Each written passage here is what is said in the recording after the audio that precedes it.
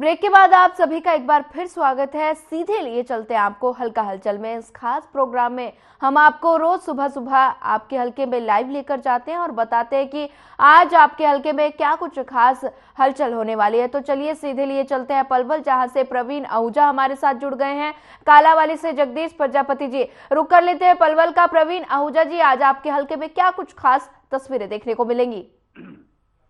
सोनिया, सबसे पहले सभी दर्शकों को बता देते हैं कि कल 26 जनवरी यानी कि 75वां गणतंत्र दिवस का आयोजन पूरे हिंदुस्तान में बड़ी धूमधाम से मनाने की तैयारी शुरू हो चुकी है, जिसको लेकर प्रशासन की ओर से तमाम तैयारियों को पूरा कर लिया गया है। वहीं पलवल के नेताजी सुभाष चंद्र बोस स्टेडियम में कल जिला स्तरीय जो है कार्यक्रम का आयोजित होगा। सबसे बड़ी बात है कि यहाँ पर पुलिस की परेड होगी और इसके साथ साथ बच्चों के और से जो भव्य प्रस्तुति का कार्यक्रम होगा वो भी होगा। और इसके साथ साथ प्रशासन की ओर से तमाम जो सांस्कृतिक कार्यक्रम का आयोजन है वो भी किया जाएगा। और सबसे बड़ी बात तो यह है, ध्वजारोहण के समय जो मुख्य अतिथि के रूप में शिरकत करेंगे वो है हरियाणा प्रदेश के जो प्रिंटिंग एवं स्टेशनरी मंत्री हैं जो संदीप सिंह है, वो कल पलवल पहुंच रहे, सुबह ध्वजारोहण करेंगे। तमाम जिले वासियों को शुभकामनाएं भी देंगे और उनको बहुत बहुत धन्यवाद भी करेंगे। और इसके अलावा एक चीज और बता देते हैं कि संयुक्त किसान मोर्चा की ओर से कल 26 जनवरी को कल दोपहर को 12 बजे के आसपास सरकार के द्वारा उनकी पुरानी मांगों को ना मांगे जाने पर, पूरा ना किए जाने पर इनकी ओर से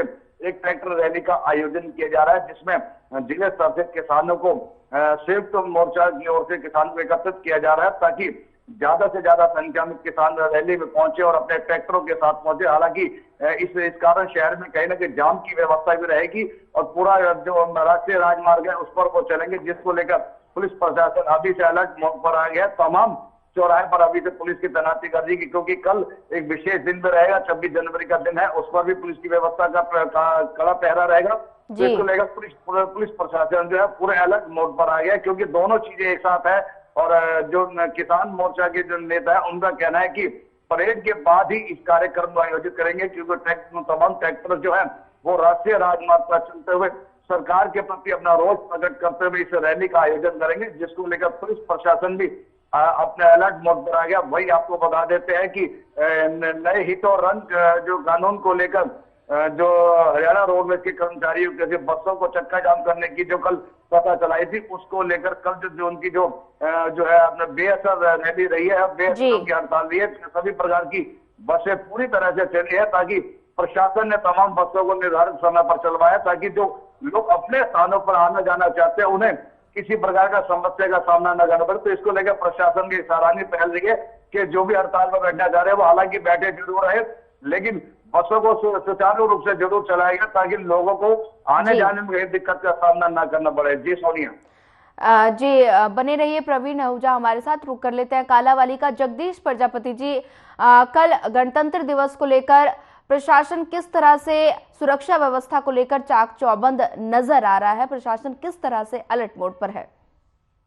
जी सोनिया, बिल्कुल गणतंत्र दिवस को लेकर अगर पुलिस प्रशासन की बात करें तो पुलिस प्रशासन काफी अलर्ट नजर आ रहा है। अगर मंडल प्रशासनिक अधिकारियों की बात की जाए तो मंडल अधिकारी की ओर से कल भी जानकारी दी गई थी कि जो सारी तैयारियां हैं वो पूरी कर ले ली है। जो गणतंत्र दिवस कालावाली की बात करें तो कालावाली के विश्नामल स्कूल में मनाया जाएगा, उसको लेकर कहीं ना कहीं जो तैयारियां हैं वो पूर्णतः कर ली गई है। और छोटे बच्चों को जो है ठंड से बचाने के लिए भी खास जो प्रबंध है टेंट वगैरह के करवाए गए हैं और मैट का प्रबंध जो है खास तौर पर किया गया है, क्योंकि ठंड ज्यादा हो सकती है उसको लेकर उपमंडलाधिकारी ने स्पेशल जो टीम बनाई थी उसको स्पेशल निर्देश दिए हैं कि खान पान की व्यवस्था, गर्म पानी या गर्म चाय की जो व्यवस्था है जरूर की जाए, थोड़ा बहुत खान पान की व्यवस्था की जाए, क्योंकि छोटे बच्चे होंगे, छोटे बच्चे कई बार जो कार्यक्रम में भाग लेने के लिए आते हैं वो देखने को मिलता है, कई बार दिक्कतें आ जाती है, इस तरह की कोई दिक्कत ना आए उसको लेकर स्पेशल निर्देश दिए गए हैं। वही अगर बात कर रहे हैं किसानों की, तो किसानों की ओर से भी संयुक्त मोर्चा की ओर से ऐलान किया गया है कि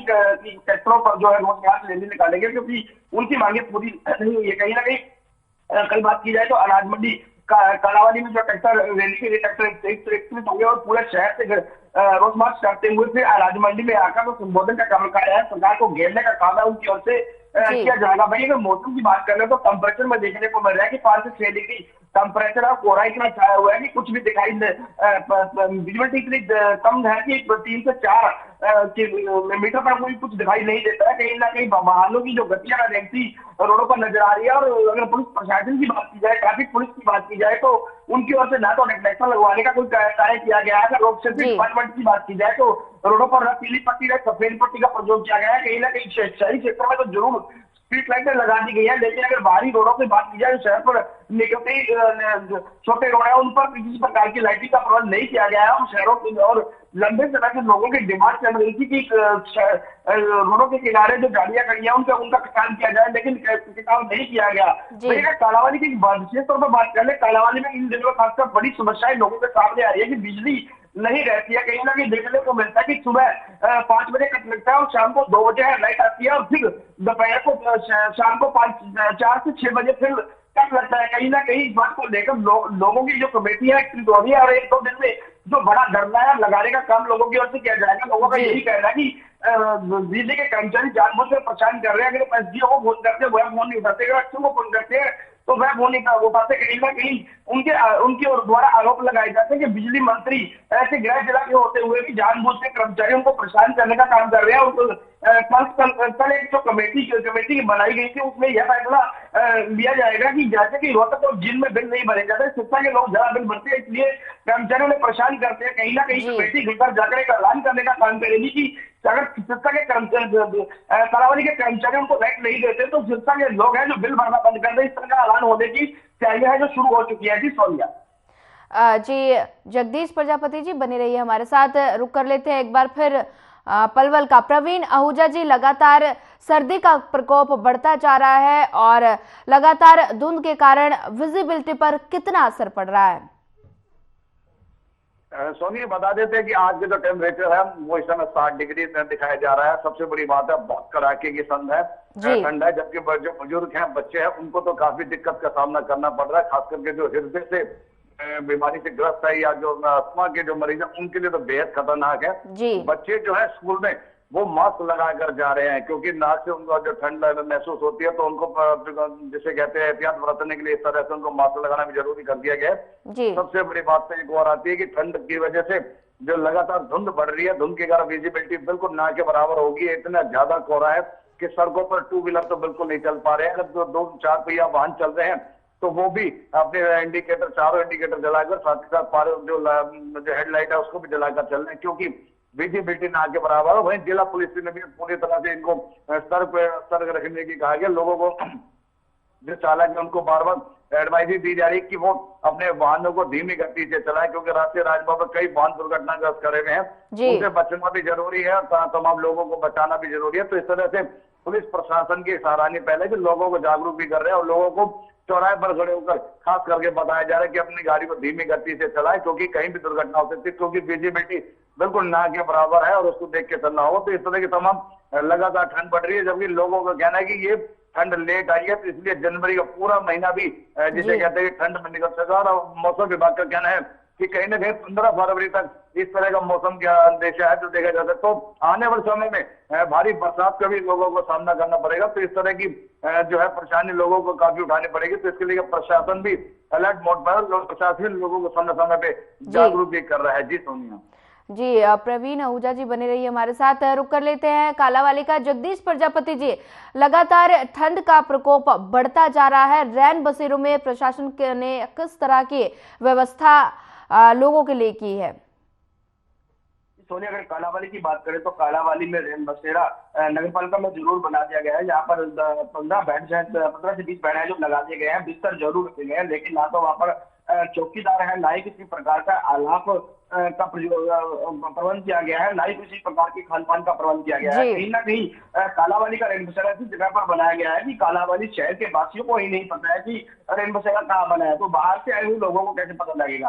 अगर कालावाली की बात करें तो कालावाली में सैकड़ों मजदूर, प्रवासी मजदूर जो काम करने के लिए आए हुए हैं, वह भी आज भी तंबू लगाकर खुले आसमान के नीचे रास्ते को जा रहे हैं। कहीं ना कहीं प्रशासनिक अधिकारियों की बात करें तो अपनी आंखें मूंदे हुए हैं, कहीं ना कहीं कुंभकर्णी नींद सोए हुए हैं। ना तो किसी रेलवे स्टेशन पर, ना ही कोई चौक चौराहे पर, ना ही बस स्टैंड पर किसी प्रकार के फ्लैक्स लगाए गए हैं, ना ही किसी प्रकार के नंबर दिए गए हैं कि रैन बसेरे भी बने हुए हैं, ताकि लोगों को पता चले। किसी प्रकार का कोई प्रचार नहीं किया गया है।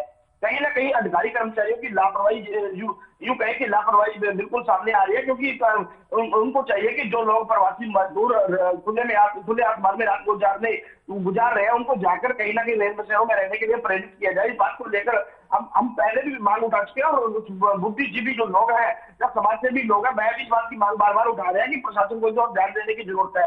हाल ही में देखने को मिला था कि रानिया में पिछले दिनों एक दंपति जो है 40 वर्षीय और 30 वर्षीय महिला थी, जो अपनी झोपड़ी में सोए हुए थे। उनके पास ओढ़नी, कंबल और रजाई नहीं थी, तो कहीं ना कहीं ठंड के कानून की मौत हुई है। कहीं ना कहीं रेल बसेरों की जो पोल खोलती, सरकार की जो पोल खोलने का काम है, इस तरह का ठंड होने से मौत होने से कहीं ठंड लगी, उससे मौत हुई, तो सरकार के जो रेल बसेरों बनाए गए उनकी पोल खोलने का काम है जो किया गया था। कहीं ना कहीं प्रशासन उस समय थोड़ा जरूर हुआ था, लेकिन अब प्रशासन को ध्यान देने की प्रशासन को जरूरत है। जी सुनिए। जी जगदीश प्रजापति जी, ज्यादा जानकारी साझा करने के लिए आपका धन्यवाद। प्रवीण आहूजा जी, आपका भी धन्यवाद।